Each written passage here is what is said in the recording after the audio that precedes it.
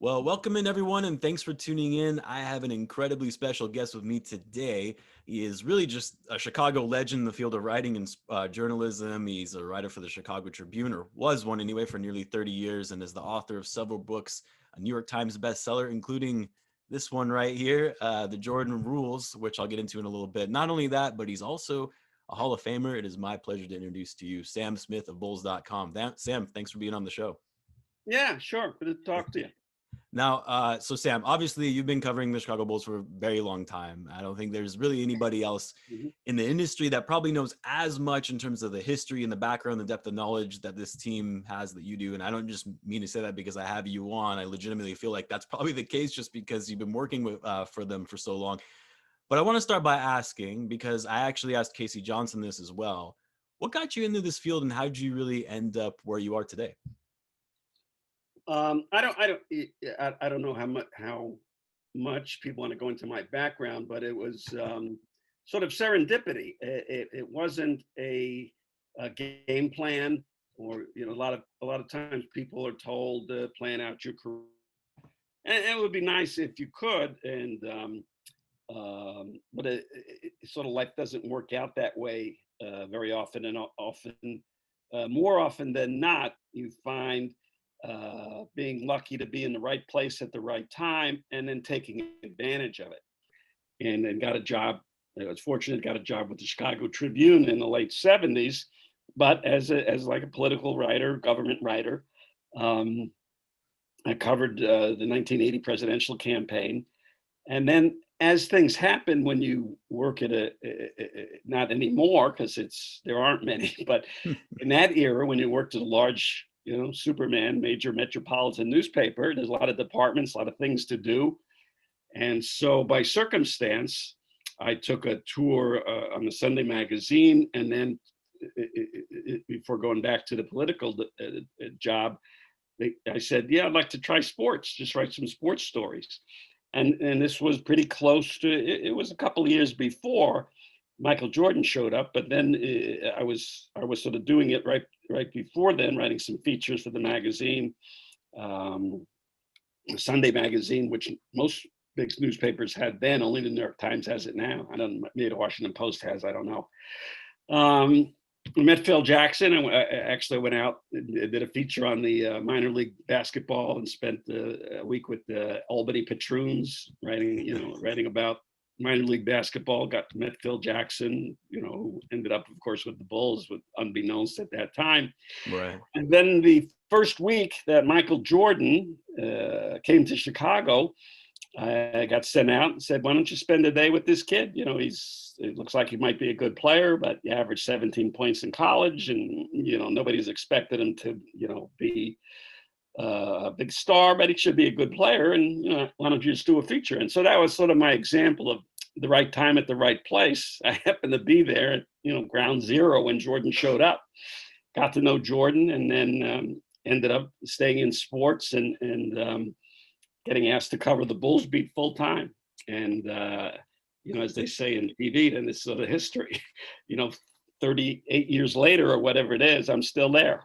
That's incredible. It's like a dream job of mine, which is kind of why I started this channel just more as a hobby and for fun, because I've obviously just been a massive Bulls fan for ever since I can remember as a child. But I can't even imagine just the sheer number of stories and insider information you've had on this Bulls team over the years. I mean, your book, The Jordan Rules, it just shows how closely tied you really were to this team. I'm actually curious to know, what's a story during your time covering the Bulls, whether it be about a player, a coach, multiple players, even the front office, that maybe most people don't know about? Because when The Last Dance came out, obviously there were a lot of things I, as myself as a fan, I already knew, but there were also some things about the history of the team that I actually didn't know about. Is there anything you can share, maybe, I don't know, juicy information of the past that maybe doesn't really matter anymore, that even some diehard Bulls fans wouldn't have known? Uh, That's hard to say because you don't know what people don't know. You know, Sure. when you know something, and I think all people experience that. If you know something, you sort of think everybody knows it because you know it. Right. Sure. And so I don't really know what other people don't know.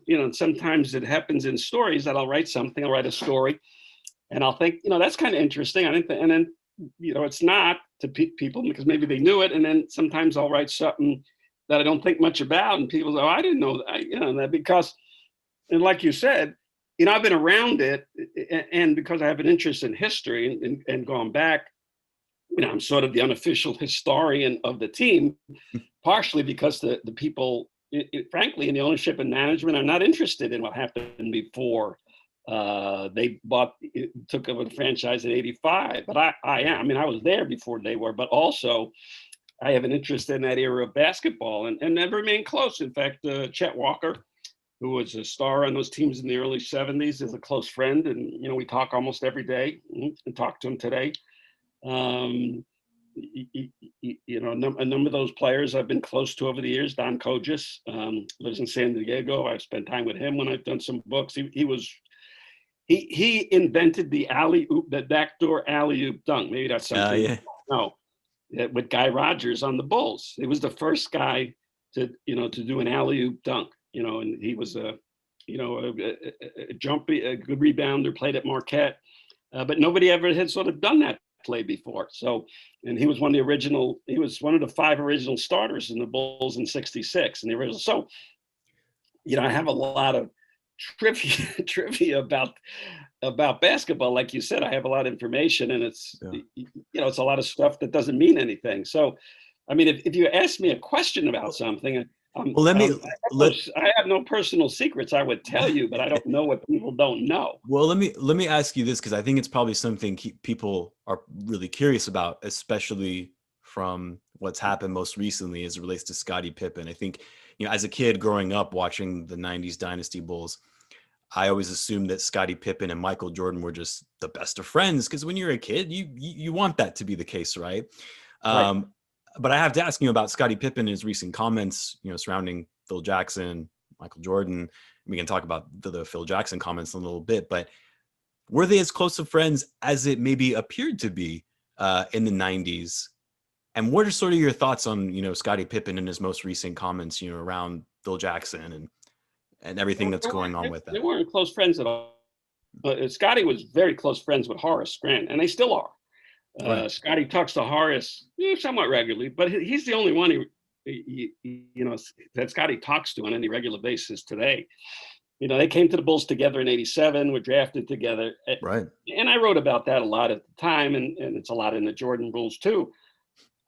I mean, they were so close, it was almost, I wouldn't say a sickness, but they literally would call each other before games to say what each was wearing. And they might wear the same things, or they might, they would compare outfits. They bought the same cars. They bought the same dogs. They bought the same houses. It was odd and a little scary, actually, how close they were. Scottie had a real ambivalence, and it's really been a problem in his life, has manifested himself a lot of ways. I think because he came from such a poor background, and he has this remarkable story. He's going to put out a book, and I don't know what's involved in the book. But when he was a freshman in college, he was the towel kid in the locker room. He wasn't even on the team. Right. He had to work study, so to go from where he was to where he did. I think there's some psychology to that. And so he's always had a yearning to want to be around the star, around the famous people. It hurt him after his career. He invested a lot of money with some shaky people who persuaded him to buy a yacht, lost tens of millions of dollars as a result, ended up suing some of them, got some of it back, whatever.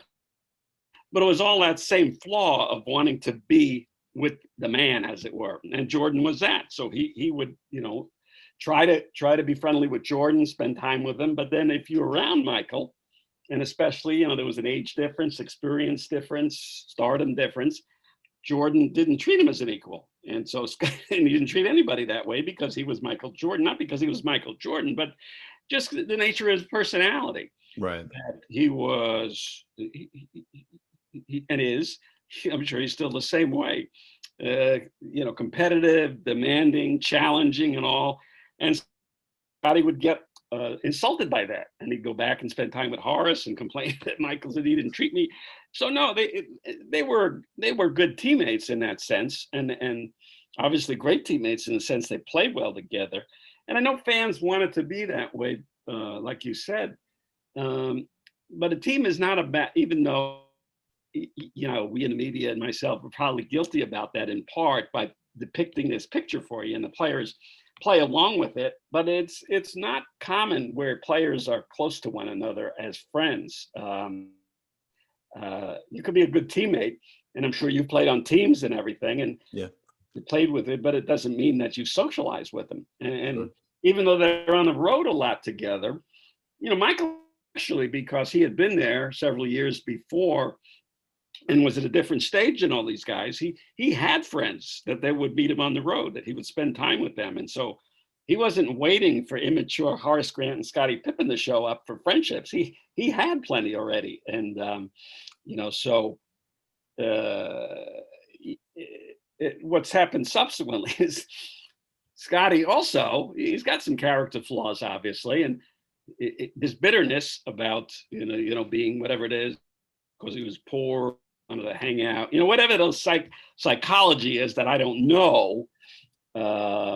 He's always had this anger about him and lashing out at things. And he, you know, did it with Krause famously, you know, with the team management criticized. And, you know, the stuff with Phil Jackson was just nuts. I mean, Yeah. you know, who knows? I mean, he's advertising booze. Maybe he's, you know, sampling his product a lot. You know, it sort of sounded like that.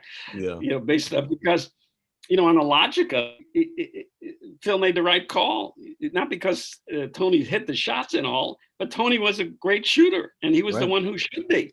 And if you called that play for Scottie Pippen, you weren't doing the best for your team. He had no business taking last shots. I don't recall him ever hitting a game-winning shot in his career. Yeah, no, it's true. Because he didn't took him. He had other guys to do that. Yeah.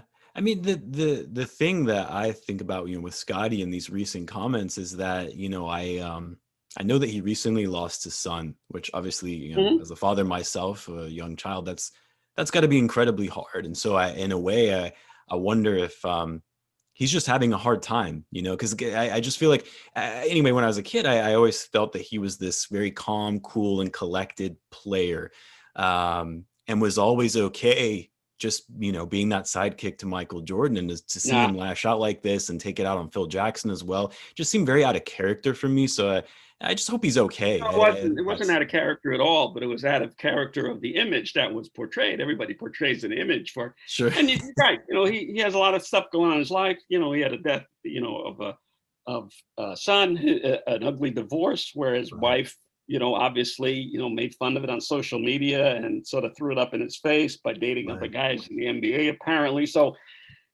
I always say this too: you never know what anybody's like unless you live with them. Sure. You have no idea. And when the Jordan rules came out, I was criticized a lot. Well, this can't be Michael Jordan. This is not true. And what I would say was, and it's the same advice I give for anybody in sports, entertainment, whatever. Appreciate them for what they do. You don't know who they are. You judge them for who they are. You know, you're interested in them because of what they do. You know, their skill, their abilities, and that's what you should appreciate. Yeah. And you shouldn't necessarily mix the two. You know, they're not criminals. It just, and Charles Barkley did a famous, you know, thing in the 80s, you know, commercials, you know, we're not your role models. Don't look at us and make us your role models. It was a very controversial ads, and typical Barkley was great. You know, they were very honest and very true. Like, hey, you know, I'm not going to raise your kid. Your parents are supposed to raise you. Don't look at me. If I want to go gamble and I don't owe it to you to not do those kind of things. No, for sure. So, you know, there was, you know, that element always played into it too. But Scottie, for whatever, like we said, there's psychology to it that we don't know. But he was the one always angry and lashing out at management. And actually, I'm surprised you would think he was the calm one, because what I mean is, obviously I found out about that during The Last Dance. But as a kid, I always saw him as like the Right. very cool, calm, and collected guy, while Jordan was maybe more emotional, not emotional in a bad way, emotional that he was very passionate into the game. So yeah, I mean, I guess now it doesn't surprise me as much, but I just was curious to get your thoughts on that, on the matter. But what I actually, because I want to talk about the current Bulls as well, but I am curious, just because you've been covering the team for so long, what was your greatest memory covering the Bulls throughout your entire career? You know, whether it was a particular season or a moment you enjoyed the most, and you look back and say, those were really some good times. Well, there's the cliche, which is easy as always say, that first championship season. But, for me, it's to something you said before, about my career. I feel, tremendously fortunate to have had the opportunity to do this, because I've loved, I grew up, my parents were born overseas, grew up in the Depression, working, hated their jobs kind of thing, always. And the one of the things I always remembered as a kid in that household was that I don't want to grow up like that. I want to have something to do that I love doing, that I'm looking forward to doing. And so I'm very fortunate that way, that I have been able to not only have a career, but extend a career.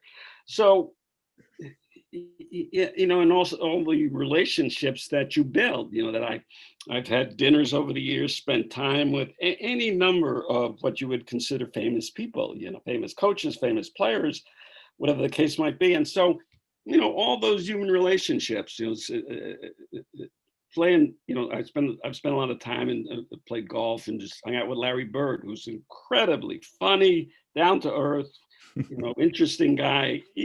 But a lot of guys, Bill Cartwright with the Bulls, or Greg Popovich, I've gotten to know well, and he's a kind of a outwardly cranky. He's exactly opposite as the guy who, playing Greg Popovich. That's not who he is, But it's only some of us know that, because we know.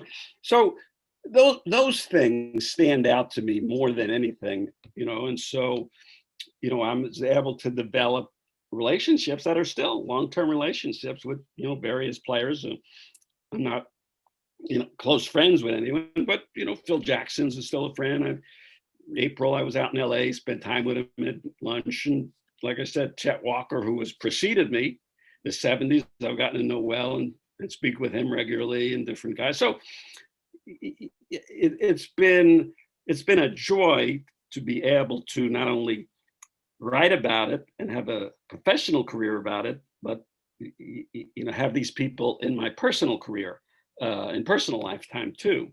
I've had so many of these great experiences, and people say, and they joke about, well, it's why don't you retire, or this and that. I said, well, a lot of people retire so they can do what I do.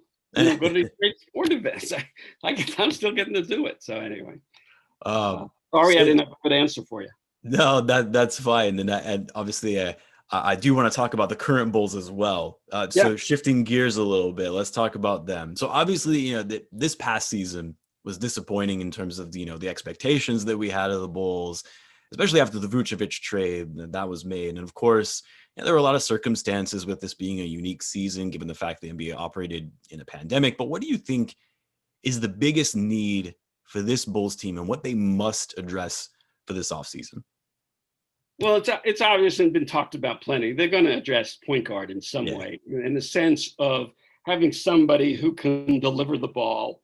It doesn't have to be somebody great. There's a lot of rumors about, well, they'll bid for Lonzo Ball, maybe Schroeder with the Lakers, and Kyle Lowry and Spencer Dinwiddie, and all these names get thrown around. I think it'll be somebody different, actually. We'll come to it. Who are you thinking? Well, I'll tell you my secret. Yeah, I want to hear it. This is what I would do if I were them. Now, I don't know the new management like I knew the old management. John Paxson, was a friend for years. He got traded to the Bulls literally the day after Jordan got hurt in Oakland in '85, I guess it was. And joined the team.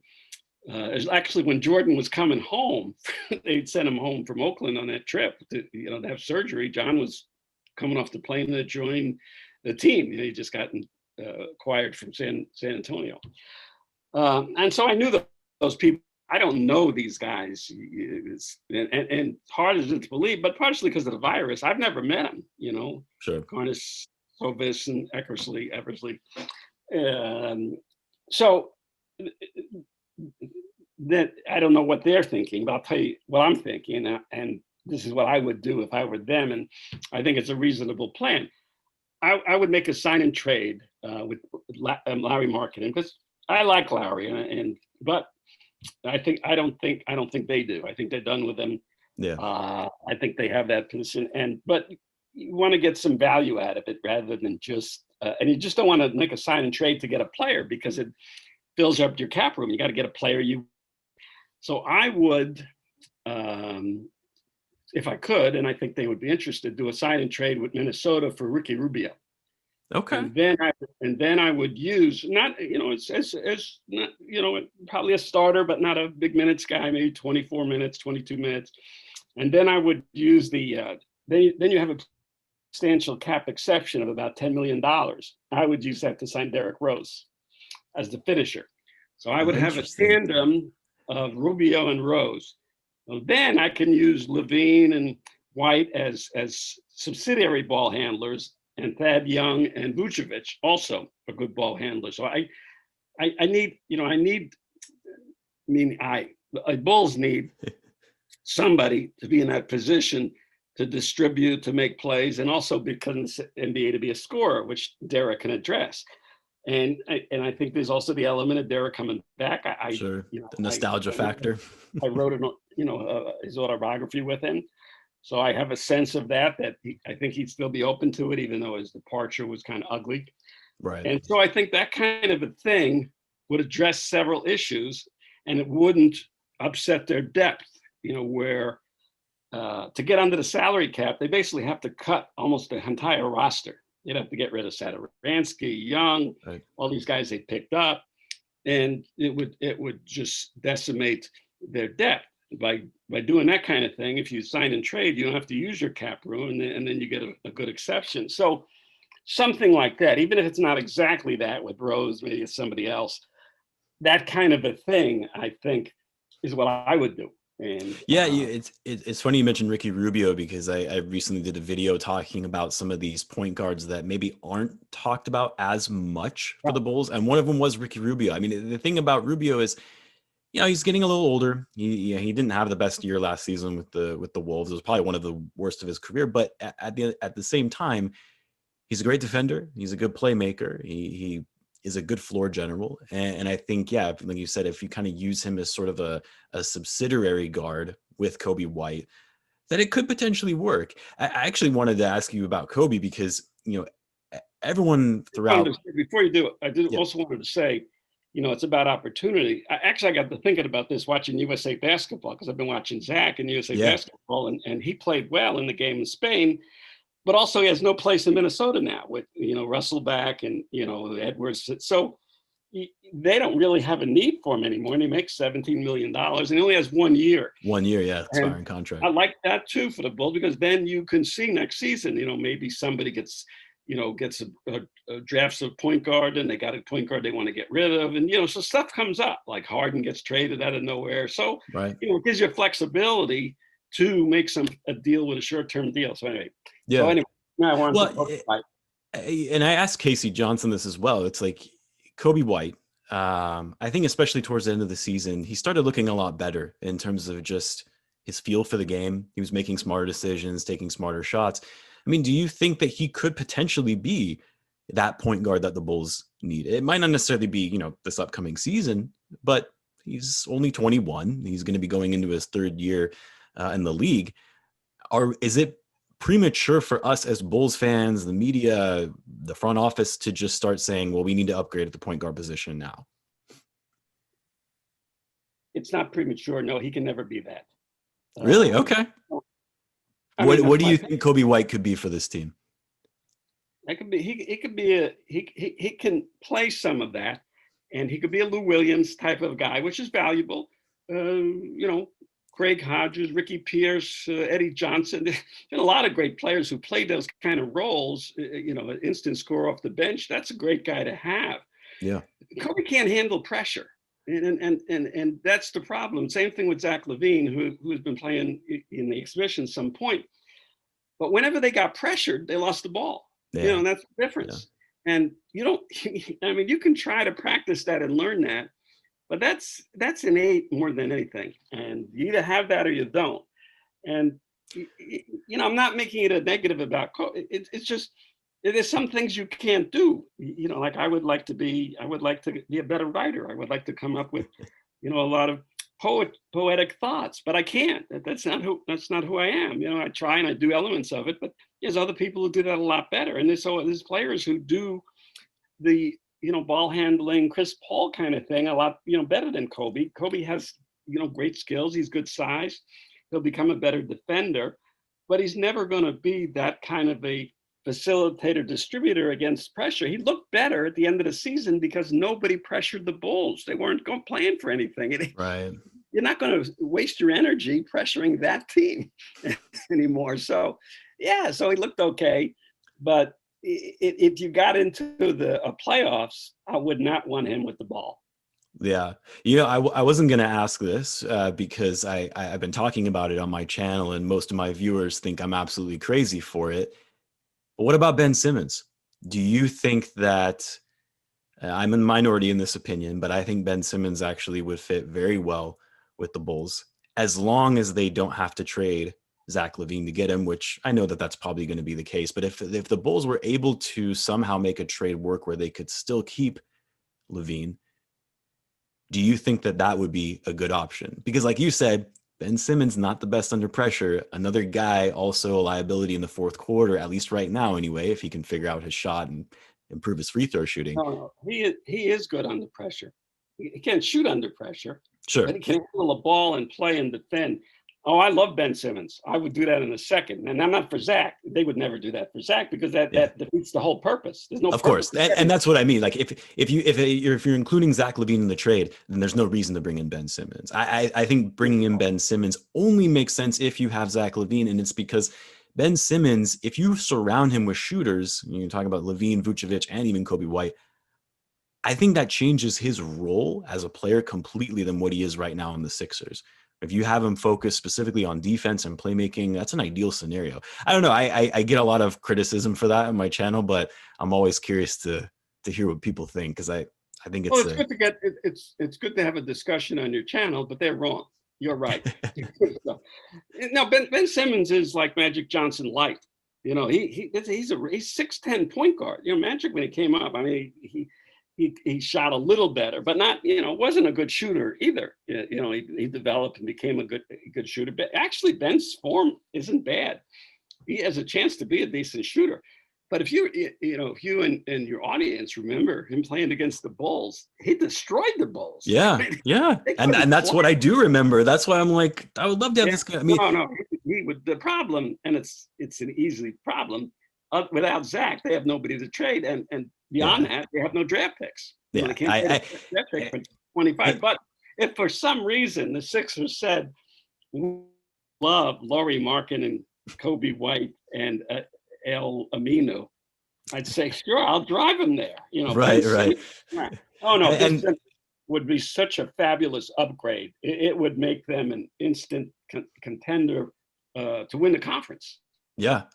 And that's the thing. It's like, I say this, but I also know it's not realistic because you're right. The Bulls don't have the draft capital, the trade pieces to be able to even make a deal enticing. It's just, Ben Simmons' trade value is at an all-time low, and I think it would be a good opportunity for them. But I know we're kind of coming up on time. I wanted to ask you, what are your expectations of the Bulls this season? This upcoming season. I mean, obviously, the draft is going to be happening soon. We got free agency coming up soon. So I know there's going to be a lot of things subject to change depending on who they bring in. But what do you think the Bulls should do next year? How well do you think they should perform? I laugh about it because the last 2 years, I thought they would be a lot better. And this year was a disappointment. They should have been, not the year before under Boylan. that was a disaster. They could have been a lot better this year, and then he should have. So now, okay, Zach, COVID, and at the end they fell. They lost a few spots, but everybody had problems like that. Everybody had injuries. They should have overcome that. They should have been. Now that said, I really do think, and I think the finals should give them, and the problem is everybody else, not only hope but optimism. Those were not really good teams, and either one. They were very average teams. Zach Lavine is better than Booker and Middleton. Middleton's the second best player. Now, obviously, they got Giannis, who's maybe the best player, second best player in the league. But now with Zach, with Vucevic, with them having some flexibility to do something with a point guard add, and they can keep that depth, they really should be in the mix with all these teams. With Miami, they got more talent than Miami. They got more talent than a lot of these teams. Philly Donovan is a professional coach. But I think a lot of teams looked at the finals, and especially Phoenix. Chris Paul is, he's a great historic player, but he's not the great player. Booker is a terrific scorer. I think Zach's better. I think Zach does more things. And the rest of the guys are just guys. Ayton, he's all right, kind of soft. He doesn't compete all the time. He's got some size. Vucevic is better than he is. But I think a lot of teams will look at this and make this case and say, well, they can be in the finals. Why can't we be in the finals? Just like Miami last year. So I think there are a lot of possibilities with that, even though they were really disappointing. Shouldn't have been 11. Should have been much better than they were. Yeah. If they can keep, like I talked about, being able to do a sign and trade and add somebody, and if they don't have to decimate their depth, which is pretty good. If you watched the Bulls enough last season, their bench outscored other teams. And so I think, I feel like, I get hesitant to say it because I write for the website, although I always correct, and they have a disclaimer on my stuff. I'm not a team employee. They buy my stuff as a freelancer, but, on an annual deal. So I would like to see them do well, but at the same time, I need to be honest about it and discuss their flaws just as you do. But I really, this time, it's like, don't listen to me before, but this time I'm really kind of thing. That's kind of my belief. I really do think they have a chance to be in that. Not as good as Brooklyn, but that's what Crazy Irving and Harden, they all got to be playing. If they're not playing, you can beat them. I mean, if they're playing, they should win the East easy. It shouldn't even be close. And who knows what they'll do? I don't think they'll bring back Dinwiddie. They're not even playing DeAndre Jordan. They had so much. Yeah. So all right, and Philly, depending on what they do, they don't want draft picks for Simmons, even though Bulls don't have. I don't think that's the issue. They need a player. Doc Rivers. They're not doing development anymore. No. And you can't count on Embiid to have a long career as much as he's injured. So, they got to play for it now. And Milwaukee, obviously, coming off what they did, but I think Milwaukee's a flawed team. Because I think Portis will leave. I think their bench is horrible. They've never played it. And frankly, I thought Phoenix handled it badly. They defended Giannis badly. They didn't do what Toronto and Miami did, which limited him a lot. But that said, you got to get lucky, and they got lucky that Kevin Durant was 3 inches over the line, or they would have been out in the second round, and Mike Budenholzer would be looking for a job now. Yeah. But, it's funny. I actually have the way it works, and so that said, I do think the Bulls really should be in the mix of 4, 5, 6, 7, 8, 9, 10. But there's a lot of teams like New York, even Detroit that rather get the number 1 pick. I think a lot of teams will look at it and say, hey, if they can do it, we could. So, Phoenix had just missed the playoffs for 10 years in a row. Yeah. They were one of the worst teams in the league. They go from that to being in the finals in just 2 seasons. They were a couple of plays from winning the title. So yeah. In a sense, that's great for the NBA because it really opens things up now more than ever. And great, that a small market won. Yeah. Great that a great player stayed in the small market and won. But I think this is coming to a new era in the NBA where the titles are going to be traded around a lot more, like in the 70s, where it wasn't just one dominated by one team or one great player. Because, LeBron's getting toward the end, and, Durant's had health problems. And the Warriors dynasty, obviously, that isn't what it used to be. So, yeah. Right, but they'll be in it too, and that's going to be the problem for the Suns. The West is reloading, and it's going to be tough to get back there. A little bit off top, well, kind of what we were just talking about as it pertains to the Milwaukee Bucks, and I'll tie it back to the Bulls as well. I wanted to finish this interview off with this last question. So, obviously the Milwaukee Bucks, they won the championship last night. So we're recording this on Wednesday night. A huge accomplishment for the Bucks. Giannis, incredible performance. You give a lot of credit to Chris Middleton, Drew Holiday, but I want to talk about Bobby Portis because he was a former Bull. The Bulls drafted him. He was one of my favorite players just because I love players that bring energy and intensity, even when they're not the most athletically gifted. It's another reason why Noah is one of my favorite players of all time. What were your thoughts on Bobby Portis' performance? And do you think it was a mistake for the Bulls to trade him a few seasons ago? And I guess maybe a two-part question. What was the story behind the incident with him and Mirotic at that practice that, left Mirotic injured? And did that potentially play a part in Portis ultimately getting traded? No, it didn't play a part in Portis getting traded. They traded Mirotic. Well, I know they traded Mirotic first, right? They traded Mirotic first. No, he won. They picked him. They got rid of Mirotic. They picked Bobby, and they offered him a contract. Yeah, and they flipped Mirotic for Chandler Hutchinson, right? That draft pick is what ultimately ended up being. Yeah. And they were getting picks. Everybody's getting picks. It was that stupid Philadelphia, process thing, which basically resulted in 6 years of dumping games to get one player. So because they traded Drew Holiday. Part of that dumping games was they traded Drew Holiday.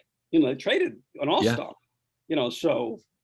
So much for the process thing, which was criminal. Sam Preinke should have been in prison for what he did. Yeah, I know. Eating the game, and no, guys throw games and they get arrested. He was throwing games. He should have been arrested. I'm serious. For sure. But the Bulls picked Portis. They didn't want to get rid of him. I mean, I know every time somebody's somewhere else, but look, Bobby made an incredibly stupid decision of his own. He forced his way out. They offered him a 4-year contract. I think it was $14 million a year. He played for $3 million this year. I know. Well, he got good money from the Knicks, and then obviously they didn't pick up his. He didn't get what the Bulls offered him. He didn't. Yeah, you're right. No, he didn't get what the Bulls offered him. He's been the worst businessman in the history of the NBA for the last years. So that's really what it boils down to. Yeah, I like Bobby. He was great fun to have around. But if somebody's choosing to be stupid, you can't help. You can't help them out of it if they choose to be stupid. The Bulls offered him a 4-year deal. I think it was 14. He said, "I want 18." And they said, "Well, we got other players to play. We can't give you, that, but we're giving you a great deal." Yeah. And whoever his advisor was, I don't know who it was. Might have been family, agent, friends. Who you never know, because they got. They make so much money now. They have, friends or employees.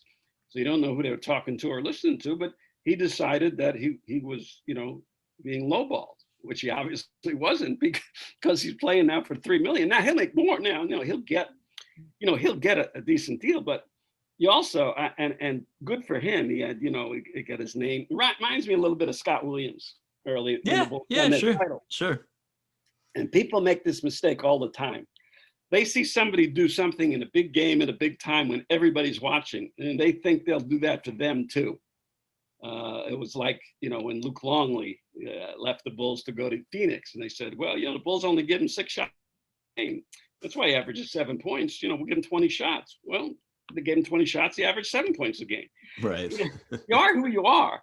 And teams get fooled all the time. If you go back in the playoffs, Bobby wasn't playing all the time. They played him.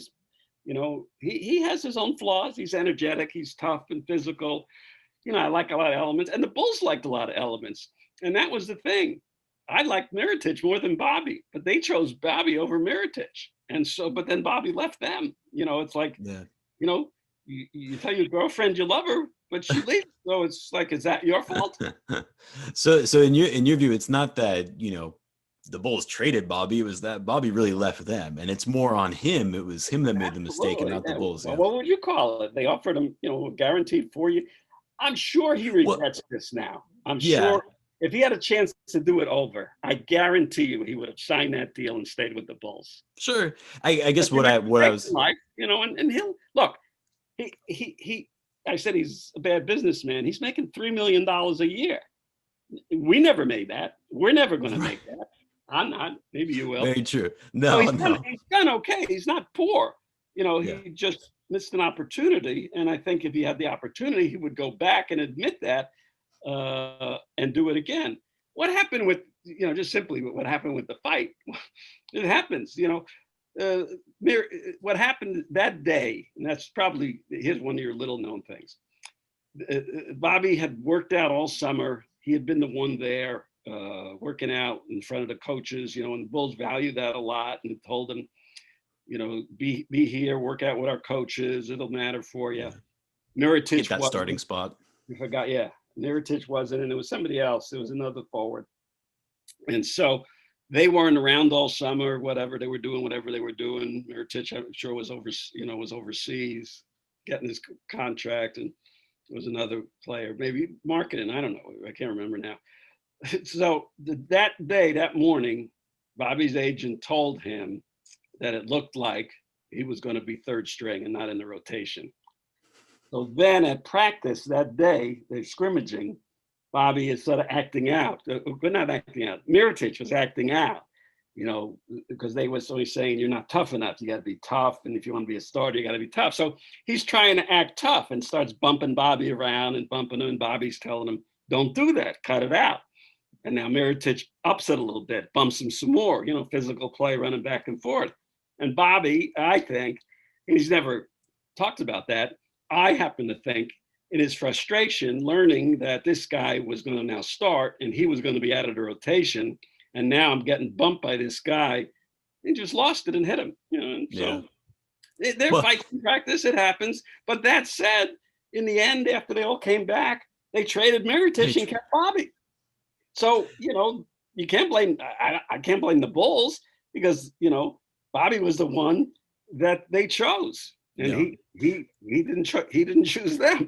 What's funny about that scenario is that that was the year that Lauri Markkanen was a rookie, and so by Bobby doing that, wanting that starting spot, he took out Mirotic because he had to be sidelined for however many weeks because he had to have like facial reconstructive surgery or something along those lines, and because Bobby did what he did, they benched him, which sounded like they were going to be benching him anyway, based on what you're saying. So then Markkanen got the opportunity to start, rookie, never hadn't played in the NBA before. Great. So. Yeah, right. And that was the thing. So Markkanen wasn't, planned to start, but then worked his way in, got his opportunity. And I've always said that comes with opportunity. He got the opportunity, and then all of a sudden he's being looked at as one of the stars of the draft class, along with Tatum and Donovan Mitchell, that the Bulls got a top guy, and then the next year he averages 19 a game. So, he had his chance. And if also you remember that year, it was a terrible year. But when Mirotic came back playing off the bench, the Bulls had their best run in like 5 years. Yeah. So they, under Fred Hoiberg, they won like 7 in a row. They won 7 in a row, yeah. Which was probably a mistake, right? They were blowing the draft pick. I was just gonna say, then that resulted in them getting Wendell instead of was it Luka Doncic or Trae Young that year? Or exactly, right. Anyway, well, Sam, I went way over time. I can't thank you again for being on the show. It was a great experience just to chat with you and pick your brain and sort of the history and background, everything you know about the Bulls. Would love to do it again sometime. Would love to stay in touch. Obviously, as a Bulls fan, very much appreciate all the work that you've done in covering the team over the years. So thanks for being on, and we'll hopefully chat soon. Okay, thanks. I hope your show works out. Thank you, sir. With me as a guest. Appreciate it. Thank you.